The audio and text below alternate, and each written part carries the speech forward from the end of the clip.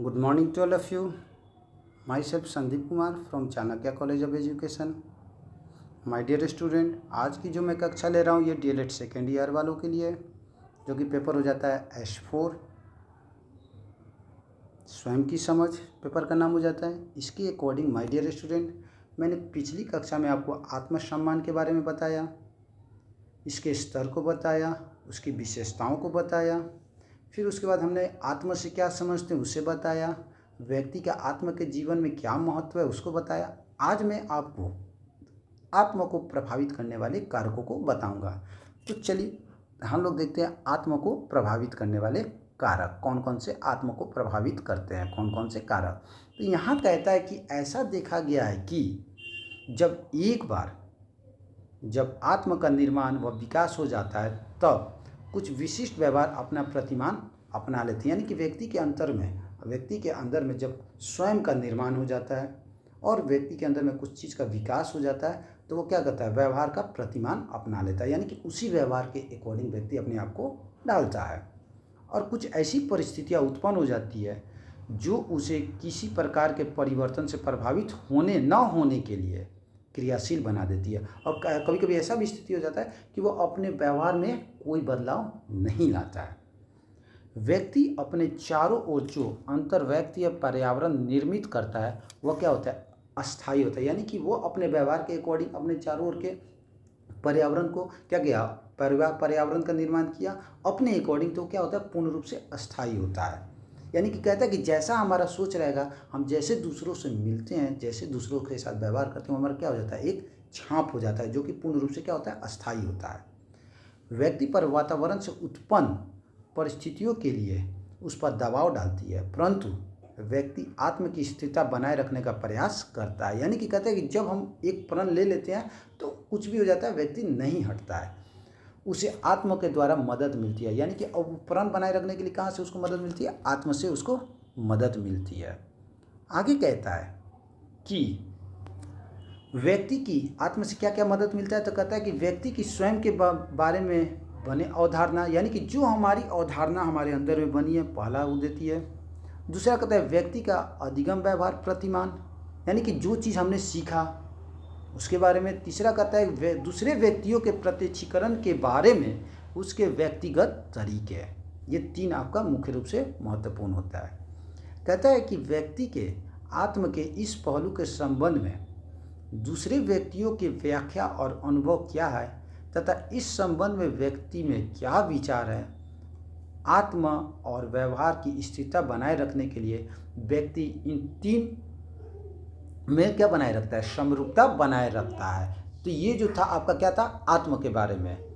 ये जो मैंने अब तक आपको बताया आत्म के बारे में बताया एक इंट्रोडक्शन में. अब मेन रूप से मुख्य बात क्या आती है, आत्म को प्रभावित करने वाले कारक. तो माय डियर स्टूडेंट, हम लोग देखते हैं आत्म को प्रभावित करने वाले कारक मुख्य रूप से कितने होते हैं, तो मुख्य रूप से आपका 6 होते हैं. तो सबसे पहले हम आपको बताएंगे, इसका पहला कारक होता है अशुद्ध प्रत्यक्षीकरण. तो चलिए हम लोग देखते हैं अशुद्ध प्रत्यक्षीकरण क्या है.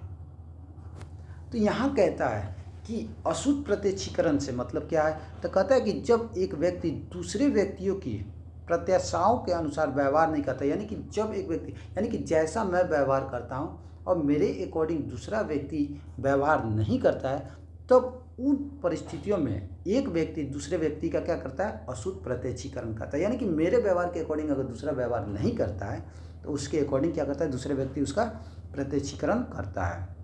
वह यह जानना चाहता है कि दूसरे व्यक्ति उसे किस रूप में देख रहे हैं. प्रयोगात्मक अध्ययन से अशुद्ध प्रत्यक्षीकरण की पुष्टि हो जाती है. तो अशुद्ध प्रत्यक्षीकरण क्या हो गया, यानी कि अपने अनुसार व्यवहार, जब हमारे ऐसा व्यवहार दूसरा व्यक्ति नहीं करता है तो उस समय प्रथम व्यक्ति क्या करता है, अशुद्ध दूसरे व्यक्ति का अशुद्ध प्रत्यक्षीकरण करता है. तो पहला प्रभाव हो गया आत्म को. दूसरा कहता है चयनात्मक अंतःक्रिया. तो चयनात्मक अंतःक्रिया क्या कहता है, यह कहता है कि अपने आत्म को जानने के लिए व्यक्ति अपने चारों ओर के वातावरण में चयनात्मक अंतःक्रिया करता है. यानी कि अपने आत्म को स्वयं को जानने के लिए वो वातावरण के चारों ओर में क्या करता है, वातावरण के चारों ओर अपने को चयनात्मक अंतःक्रिया करता है. वो उन व्यक्तियों के साथ ही अंतःक्रिया करता है जो उसको अत्यंत उच्च बुद्धि वाला समझते हैं. यानी कि व्यक्ति कहता है कि व्यक्ति किसके साथ चयन की क्रिया करता है, वह उसी के साथ चयन की क्रिया करता है जो उच्च बुद्धि वाला हो, जिसे वह उच्च बुद्धि वाला समझता है। वह उन्हीं व्यक्तियों के संपर्क में रखना चाहता है। प्रत्येक व्यक्ति में वह अपना संबंध नहीं रखता। यानी कि चयन की जो क्रिया होती है ना, यह एक ऐसे व्यक्ति के लिए होता है जो अपने अनुसार क्या करता है, एक वातावरण तैयार करता है और वे वैसे व्यक्ति के साथ अपने आप को तैयार रखता है जो उच्च बुद्धि वाला हो और सबके साथ वह संबंध नहीं रखता है। तो ये हो जाता है चयनात्मक अंतःक्रिया। तीसरा कहता है अन्य व्यक्तियों का चयनित मूल्यांकन। इसकी अकॉर्डिंग क्या कहता है, इसकी अकॉर्डिंग कहता है कि अध्ययनों में भी यह पाया गया है कि एक व्यक्ति उस व्यक्ति को पसंद नहीं करता है जो ऋणात्मक मूल्यांकन करता हो। यानी कि प्रथम व्यक्ति वैसे व्यक्ति को नहीं पसंद करता है जो ऋणात्मक मूल्यांकन करता हो, यानी कि गलत ढंग से किसी का इवैल्यूएशन करता हो। तब वह भी उस व्यक्ति के साथ इसके विपरीत व्यवहार आरंभ कर देता है। यानी कि देखिए यहाँ पर कहता है कि जैसा मैं व्यवहार आपके साथ करूँगा वैसा ही व्यवहार आप मेरे साथ करेंगे। तो वही कहता है कि जो यहाँ पर कहता है अन्य व्यक्तियों का चयनित मूल्यांकन में कहता है कि अध्ययन में यह देखा गया कि व्यक्ति उस व्यक्ति को पसंद नहीं करते। यानी कि मैं उस व्यक्ति को नहीं पसंद करता हूँ जो हमारी बुराई करता है। अगर कोई हमारी बुराई करता है तो हम क्या करते हैं, हम उसी के अकॉर्डिंग अपने आप को ढाल लेते हैं। आगे कहता है कि वह केवल उन्हीं व्यक्तियों के साथ अनुकूल व्यवहार रखता है जो उनके समान विचार रखते हैं। यानी कि वैसे व्यक्ति, यानी कि अन्य व्यक्तियों का चयनित मूल्यांकन से क्या हो जाता है, प्रथम व्यक्ति यानी जो अच्छे व्यक्ति होते क्या होते हैं, वह उन्हीं व्यक्तियों के साथ अपना व्यवहार या उन्हीं व्यक्तियों के साथ अपना संबंध रखता है जो उसके समान विचार रखते हैं। तो ये हो जाता है तीसरा नंबर, अन्य व्यक्तियों का चयनित मूल्यांकन। चौथा कहता है चयनात्मक आरंभ मूल्यांकन। इसमें क्या कहता है, इसमें कहता है माय डियर स्टूडेंट, व्यक्ति अपने आत्म के विभिन्न पहलुओं का मूल्यांकन करता है। यानी कि एक व्यक्ति अपने स्वयं का मूल्यांकन अनेकों प्रकार से करता है। वह आत्म के महत्वपूर्ण तथा कुछ कम महत्वपूर्ण दोनों ही पक्ष को चुनता है। यानी कि महत्वपूर्ण और कुछ कम महत्वपूर्ण, लेकिन वह आत्म के उन्हीं पक्ष को चुनता है जो उसमें आत्म की स्थिरता बनाए रखता है, यानी कि जो उसके साथ रहता है। तो चयनात्मक मूल्यांकन में यह दो तरह के मूल्यांकन को चुनता है, एक पूर्ण रूप से और एक थोड़ा बहुत उससे कम, लेकिन वह उन्हीं पहलुओं को विशेष रूप से ज़्यादा उस पर फोकस डालता है जो उसको क्या करता है, स्थिरता बनाए रखता है। ये हो गया चयनात्मक आरंभ मूल्यांकन। पांचवा कहता है अनुक्रिया उत्पत्ति। अनुक्रिया उत्पत्ति के अंतर्गत क्या कहता है कि कभी कभी व्यक्ति जानबूझकर या अनजाने में तथा चेतन या अचेतन स्तर पर ऐसा व्यवहार करता है कि दूसरे व्यक्ति अपना व्यवहार इस शक्ति के अनुरूप बना लेता है। यानी कि कभी कभी हम लोग क्या करते हैं, दूसरों के साथ इस प्रकार का बात करते हैं कि व्यक्ति क्या हो जाता है, गुस्सा हो जाता है। कोई अगर मान लेते कि हम लोग बार बार, मैं आपको कहता हूँ कि हम लोग कक्षा में क्या करते हैं, जो क्लास में बताएं कि कभी कभी हम लोग क्या करते हैं, दूसरों के साथ दूसरा व्यक्ति हमें प्रेम से बोलते हैं लेकिन हम उसको रूठली बोलते हैं, ठीक है। तो उस स्थिति में क्या हो जाता है, प्रथम व्यक्ति दूसरे व्यक्ति के व्यवहार के अनुरूप अपने आप को ढाल लेता है, अपने आप को शक्ति के अनुरूप बना लेता है। एक व्यक्ति दूसरे व्यक्ति के साथ इस प्रकार व्यवहार करता है कि दूसरे व्यक्ति उस व्यक्ति के व्यवहार को वांछित समझते हैं। उदाहरण के लिए अगर कहता है कि एक व्यक्ति अपने व्यवहार, भाषा, पहनावे आदि में से दूसरों के सामने ऐसा प्रदर्शित करता है, यानी कि वो अपने पहनावा और आवाज़ से ऐसा अपने आप को दूसरों के सामने प्रदर्शित करता है कि मानो वह डॉन है, लेकिन क्या कहता है, वास्तविकता में वह डॉन नहीं होता है। वह उसका क्या है, एक चरित्र का निर्माण होता है, यानी कि वह एक चरित्रवान व्यक्ति होता है। इस प्रकार से वह दूसरे व्यक्तियों में अपने प्रति क्या होता है, समरूपी अनुक्रिया उत्पन्न करता है। तो ये था पांचवा नंबर आपका अनुक्रिया उत्पत्ति।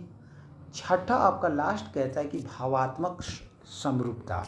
तो भावात्मक समरूपता क्या कहता है, कहता है कि भावात्मक समरूपता का अर्थ है कि व्यक्ति अपने आत्म के संबंध में जिस प्रकार के विचार रखते हैं, यानी कि जैसा विचार मैं अपने अंदर रखता हूँ ठीक उसी प्रकार का विचार क्या करता है, दूसरे व्यक्ति में भी क्या करता है, दूसरे व्यक्ति भी क्या कहता है, ठीक उसी प्रकार के विचार उस व्यक्ति के लिए दूसरे व्यक्ति में भी होता है। यानी कि अगर मैं अपने लिए अपने अंदर में अच्छे व्यवहार रखता हूँ तो दूसरों के लिए भी मैं अच्छा सोचूंगा।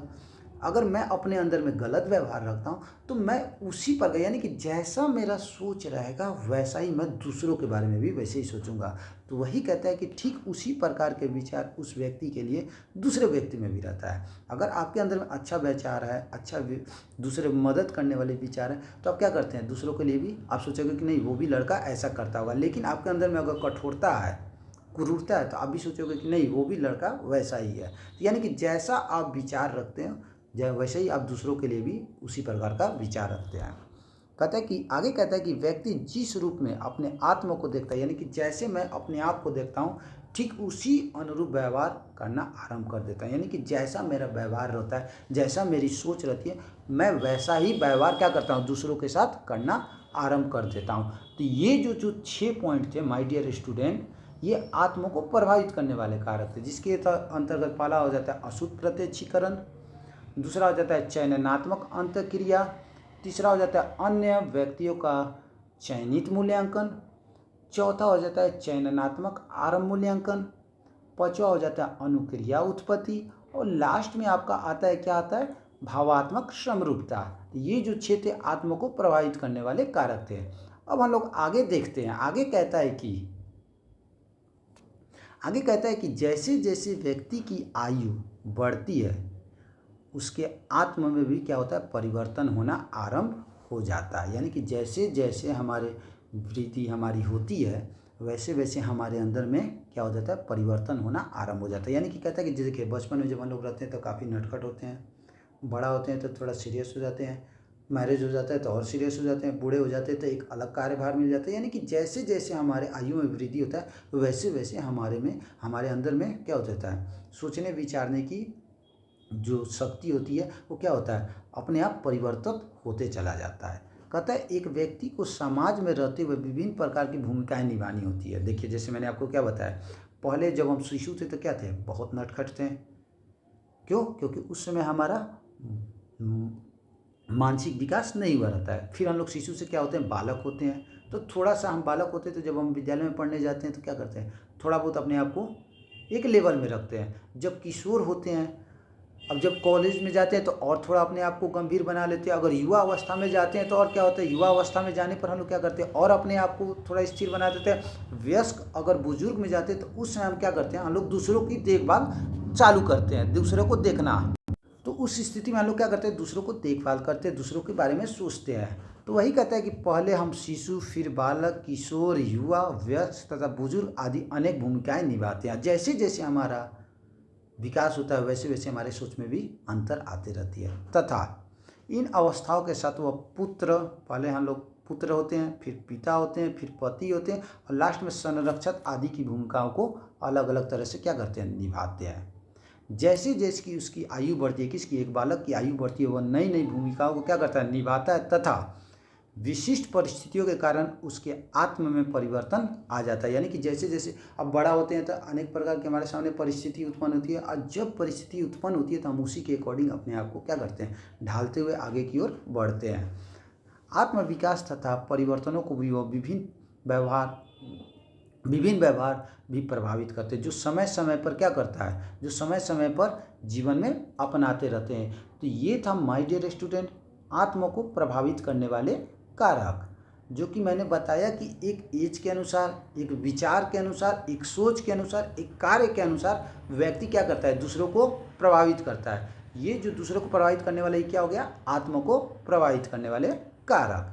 तो मैं आपको फिर से एक बार बता देता हूँ, मुख्य रूप से आत्मा को प्रभावित करने, आत्मा से क्या तात्पर्य है, यानी आत्मा से तात्पर्य है स्वयं, अपने आप। यानी कि जैसी मैं सोच रखता हूँ, जैसा मैं कार्य करता हूँ, जो मैं करता हूँ, जहाँ मैं करता हूँ, यह हमारा क्या होता है, आत्मा होता है। और इसको प्रभावित करने वाले कारक मैं फिर से बता रहा हूँ, अशुद्ध प्रत्यक्षीकरण, चयनात्मक अंतःक्रिया। अशुद्ध प्रत्यक्षीकरण यानी कि जैसा हमारा विचार रहता है ठीक उसी प्रकार दूसरों का भी विचार रहता है। यानी कि अगर हम दूसरों का, यानी कि यहाँ पर कहता है कि अशुद्ध प्रत्यक्षीकरण यानी कि जैसा हम प्रत्यक्षीकरण यानी कि जैसा हम व्यवहार दूसरों के साथ करते हैं तो दूसरे व्यक्ति क्या करते हैं, हमारा प्रत्यक्षीकरण करना चालू कर देते हैं। चयनात्मक के अकॉर्डिंग मैंने क्या बताया, चयनात्मक के अकॉर्डिंग कहते हैं कि इसके अंतर्गत जो व्यक्ति होते हैं, जो बालक होते हैं, वो क्या करते हैं, वो अपना चयन स्वयं करते हैं और क्या करते हैं, वे उच्च बुद्धि वाले अपने आप को समझते हैं और वो वैसे बालक वैसे व्यक्ति के साथ संपर्क में रहना चाहते हैं जो एक उच्च बुद्धि वाला हो और वो सभी के साथ संपर्क नहीं रखते। अन्य व्यक्तियों का चयनित मूल्यांकन से क्या तात्पर्य है, तो अन्य व्यक्ति के चयनित मूल्यांकन के अकॉर्डिंग कहता है कि इसकी अकॉर्डिंग कहता है कि व्यक्ति उस व्यक्ति को पसंद नहीं करता है जो उसका ऋणात्मक मूल्यांकन करता हो। नेक्स्ट आपका कहता है चयनात्मक आलम यानी कि चयनात्मक आरंभ मूल्यांकन के अकॉर्डिंग क्या कहता है, इसके अकॉर्डिंग कहता है कि व्यक्ति अपने आत्म के विभिन्न पहलुओं का मूल्यांकन करता है, मुख्य रूप से उसी पहलुओं को चुनता है जो उसके लिए क्या हो, महत्वपूर्ण हो। पांचवा कहता है अनुक्रिया उत्पत्ति। अनुक्रिया उत्पत्ति के अकॉर्डिंग क्या होता है, जानबूझकर जब हम लोग किसी के सामने अलग तरह का व्यवहार करते हैं तो उस स्थिति में सामने वाला भी उसी प्रकार का जो व्यवहार करता है वह अनुक्रिया की उत्पत्ति कहलाती है। और लास्ट आपका आता है भावात्मक समरूपता, यानी कि भावात्मक समरूपता के अकॉर्डिंग ये हमारा आत्मा से संबंध होता है, यानी कि जैसा हमारे अंदर में विचार रहता है ठीक उसी विचार के अकॉर्डिंग हम दूसरों को भी समझते हैं। तो माय डियर स्टूडेंट, ये थे आत्मा को प्रभावित करने वाले मुख्य रूप से 6 कारक। तो मैं अपनी वाणी को यहीं विराम देता हूँ। जिस भी स्टूडेंट को कहीं भी किसी प्रकार की अगर दिक्कत है तो वो मुझसे संपर्क कर सकते हैं। So thank you, have a nice day.